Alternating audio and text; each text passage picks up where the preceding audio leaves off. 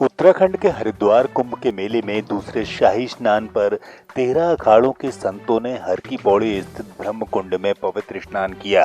सुबह 4 बजे ब्रह्म कुंड को अखाड़ों के लिए शाही स्नान के लिए आरक्षित करते हुए आम श्रद्धालुओं का प्रवेश बंद कर दिया गया था, तो अखाड़ा परिषद द्वारा निरंजनी अखाड़े के संत आचार्य महामंडलेश्वर स्वामी कैलाशानंद गिरी के नेतृत्व में संतों ने यहाँ स्नान किया। आनंद अखाड़े के संतों ने आचार्य महामंडलेश्वर स्वामी बालकानंद गिरी के नेतृत्व में शाही स्नान पूरा किया, तो इसके बाद अन्य अखाड़ों के स्नान का क्रम चला। तो कुंभ मेला में पुलिस प्रशासन द्वारा सुरक्षा के कड़े इंतजाम किए गए थे, तो इसी के साथ शाही स्नान के मौके पर तमाम उच्च अधिकारी मौजूद रहे। मेला प्रशासन के अनुसार दोपहर तक 21 लाख से अधिक श्रद्धालुओं ने यहाँ गंगा स्नान किया। मैं डिस्ट्रिक्ट रोपड़ से आई हूँ। इंतज़ाम बहुत ही अच्छे किए हुए हैं यहाँ पर।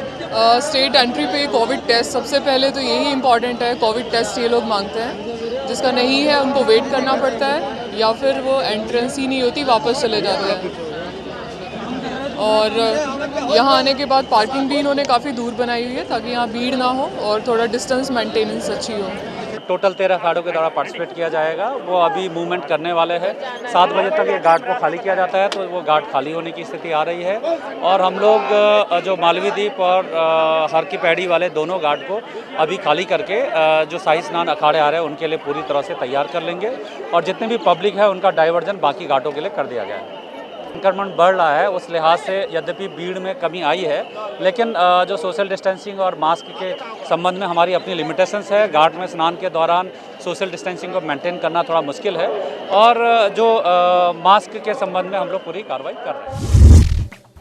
कोरोना काल में मां विंध्यवासिनी के नवरात्र के मेले की शुरुआत हो चुकी है। इसी के चलते इस बार बिना कोरोना रिपोर्ट के मां के भक्तों को मां के दर्शन नहीं हो पाएंगे। बता दें कि रात्रि 9 बजे से सुबह 6 बजे तक रात्रि कर्फ्यू के दौरान मंदिर के कपाट बंद रहेंगे, तो इस बार 5 लोगों को ही मंदिर में प्रवेश की अनुमति मिल सकेगी।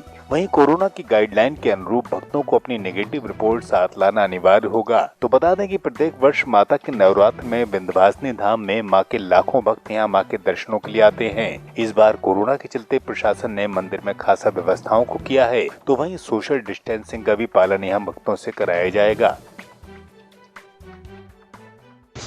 विंध्यवासिनी मंदिर परिसर में हर नवरात्र में लगने वाले मेले की तैयारियां पिछले 2 महीने से हम लोग कर रहे हैं, परंतु पिछले 1 हफ्ते से जिस तरह से कोविड का संक्रमण बढ़ा है जनपद में, इसे देखते हुए कल से जिलाधिकारी महोदय ने रात्रिकालीन कर्फ्यू का निर्णय लिया था।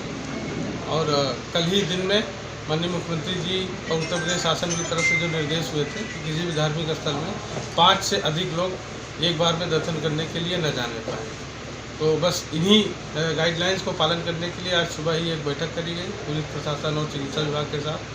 जगह जगह पर मंदिर परिसर में सोशल डिस्टेंसिंग के गोले बनवाए जा रहे हैं।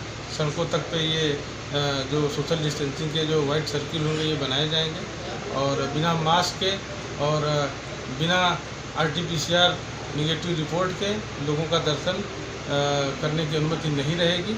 इसलिए आपके चैनल के माध्यम से मैं यह अपील करता हूँ कि जो भी यहाँ दर्शन करने आना चाहते हैं, पहले तो कोशिश करें कि संक्रमण को देखते हुए अपने अपने निवास स्थान से ही स्मरण करके पूजन करें। और फिर भी अगर जो आते हैं तो वृद्धों और बच्चों को लाने से बचें। और इसके अलावा वो RT-PCR का अपना जो है निगेटिव रिपोर्ट उनके पास 48 से 72 घंटे के मध्य की होनी चाहिए, तभी आएँ, अन्यथा यहाँ पर निराशा हाथ लग सकती है। देश में इन दिनों कोरोना की बढ़ती रफ्तार के चलते कई जगहों पर लॉकडाउन तो कई जगहों पर रात्रि कर्फ्यू को लगाया गया है। इसी के चलते मिर्जापुर में रात 9 बजे से सुबह 6 बजे तक कर्फ्यू लगा है, जिसके चलते इस बार रात में माता के भक्तों को मां के दर्शन नहीं हो पाएंगे। मेला के दौरान एक समय में सिर्फ 5 भक्तों को ही दर्शन की अनुमति है, तो वहीं भक्तों को मास्क लगाना भी इस दौरान अनिवार्य होगा। तो सुरक्षा के लिए मंदिर में बैरिकेडिंग लगाया गया है। हम लोग माह फरवरी से ही नवरात्र मेले हर साल लगने वाले नवरात्र मेले को देखते हुए पूरी तैयारियां हम लोग कर रहे थे परंपरागत तरीके से। अभी पिछले 10-15 दिनों से जिस तरह से कोरोना का संक्रमण बढ़ा है, उसको देखते हुए हम लोग संतुलित रूप से चल रहे थे। आज कि कोविड को लेकर हमें प्लानिंग किया हो, तक तो हमने ये कहा था कि मास्क और सोशल डिस्टेंसिंग के साथ दर्शन कराएंगे और चाहे वो कोई भी हो उसे मास्क अब लगा करके सैनिटाइजर के माध्यम से ही उसे जाना होगा। परंतु पिछले 2 दिनों में जनपद मिर्ज़ापुर में कोविड की संख्या अचानक से संक्रमण की काफ़ी बढ़ी है। उसको देखते हुए आज ही जिलाधिकारी मिर्ज़ापुर महोदय ने यहाँ पर रात्रिकालीन कर्फ्यू का निर्णय लिया है। तो इस स्थिति को देखते हुए हमें यह ध्यान रखना होगा कि मंदिर परिसर में भी ये 9 बजे का नियम लागू होगा या कोई आवश्यक सेवा नहीं है। हमारी सबसे पहली प्राथमिकता है मिर्ज़ापुर के लोग, विंध्याचल के लोग सुरक्षित रहें, यहाँ पर आने वाला जो दर्शनार्थी है वह भी सुरक्षित रहे। इसके लिए उचित यह होगा कि जैसा कि माननीय मुख्यमंत्री जी ने कहा है कि एक धार्मिक स्थल में एक समय में 5 से अधिक व्यक्ति न जाने पाएँ। हमारा पहला प्रयास यही है कि हम इस नियम को लागू करें। इसके अलावा हम शासन से जिलाधिकारी महोदय हमारे संपर्क स्थापित करके अग्रिम जो भी मार्गदर्शन होगा वहाँ से प्राप्त कर लेंगे। मंदिर में पंडा समाज के अनुसार इस बार कोरोना के बढ़ते प्रकोप के चलते प्रशासन ने कोरोना गाइडलाइन के अनुपालन की बात को कहा तो भक्तों को कोरोना से बचने के लिए नियमों के पालन की बात भी कही गई। यह नियम भक्तों की सुरक्षा के लिए लागू किए गए हैं तो भक्तजन नवरात्र में माता की आरती अपने घर से ही ध्यान पूर्वक करें। अभी जैसा कि निर्देश मिला है जिलाधिकारी महोदय के द्वारा कि कोविड-19 को देखते हुए सुबह रात्रि 9 बजे से 6 बजे तक लॉकडाउन लगाया गया है। तो उसको देखते हुए कोविड-19 की पूरी व्यवस्था को मानते हुए लोगों को 5-5 करके हम लोग माँ का दर्शन करवाएंगे।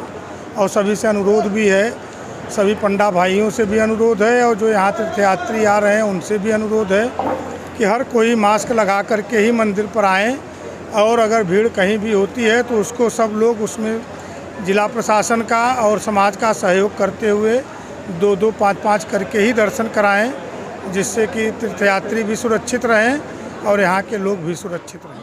नहीं, व्यवस्था जो है यथावत श्रृंगार पूजा माँ का चारों बार होगा, यथावत सारे मंदिरों की पूजा पाठ ऐसे ही होगा। हम लोगों का यही है कि जो भी यात्री अपने घर से ही माँ का ध्यान पूजन कर ले, जो भी कोविड-19 का पालन कराया जाएगा हम लोगों के द्वारा। यहाँ के पुरोहितों से यही निवेदन है कि वो सारे यात्रियों को मना कर दें या जो उचित हो उसको उनको निर्देश दें कि ताकि वो यहाँ ना आए, नहीं तो भीड़ होगी तो फिर दर्शन में व्यवधान पैदा होगा। श्रृंगार यथावत चारों से बार होगा माता।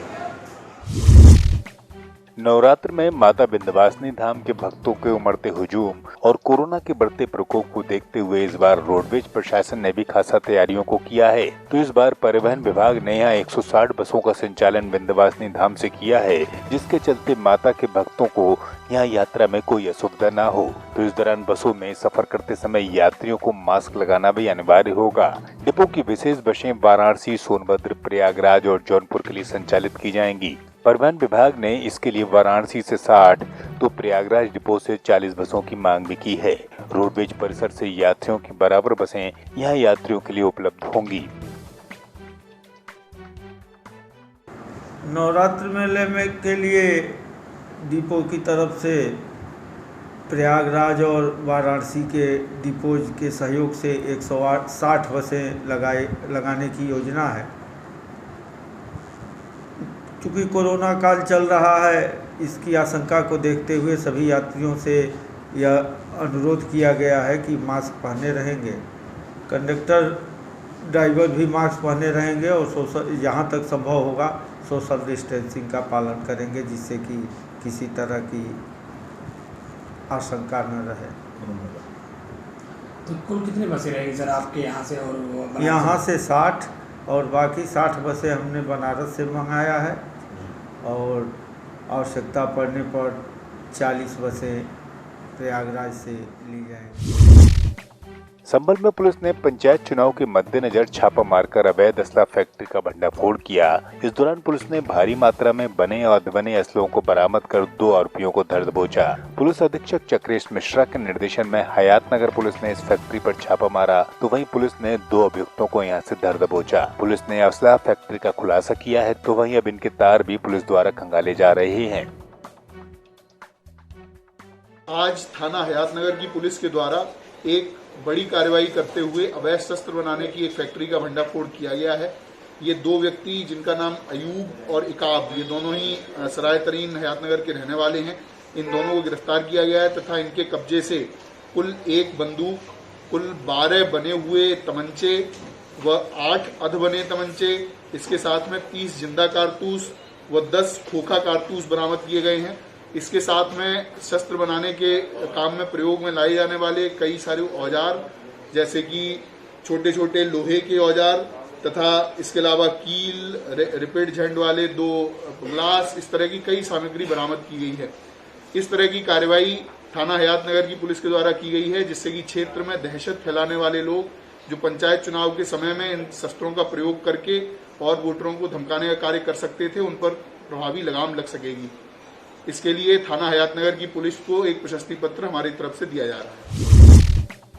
समाजवादी पार्टी से सांसद शफीकुर रहमान बर्क ने बड़ा बयान दिया है, जिस पर उन्होंने सरकार पर धर्म के नाम पर देश को बर्बाद करने के आरोप लगाए हैं। तो इसी के साथ वसीम रिजवी और नरसिंहानंद सरस्वती को सजा दिए जाने की मांग भी उठाई है। सांसद ने प्रेस से बात करते हुए कहा कि इस्लाम और पैगंबरे इस्लाम का अपमान कतई बर्दाश्त नहीं किया जाएगा। यदि नरसिंहानंद सरस्वती ने हमारे नबी की शान में गुस्ताखी की है, पुलिस प्रशासन द्वारा उन पर कठोर कार्रवाई की जानी चाहिए। आज मुसलमानों के जज्बात से खुलेआम खेला जा रहा है, तो ऐसे में सरकार को कठोर कदम उठाना आवश्यक है। इस दौरान सांसद के पुत्र व उनके अन्य समर्थक भी यहाँ प्रेस वार्ता के दौरान मौजूद रहे।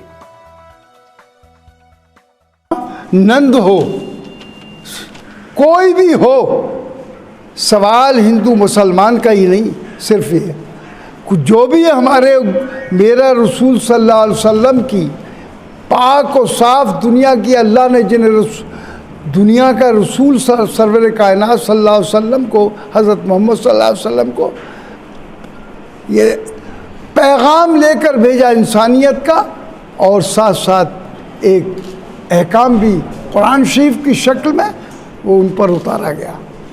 उसके मुताबिक मुसलमान अपनी ज़िंदगी गुजारता है उस कानून के मुताबिक, लेकिन इसके बावजूद फिर हमारे रसूल की शान में ये छेड़छाड़, कुरान शरीफ की शान में छेड़छाड़, तौहीन करना, ये हम बर्दाश्त नहीं कर सकते। ना मुसलमान ने इसको बर्दाश्त किया है, ना करेगा कभी। मुसलमान आज मेरे रसूल सल्लल्लाहु अलैहि वसल्लम की अगर कोई ज़रा भी आँच आएगी, गर्दन कटाना पसंद करेगा, लेकिन ज़िंदगी रहना पसंद नहीं करेगा उनकी, जब तक वो उसका बदला ले ले।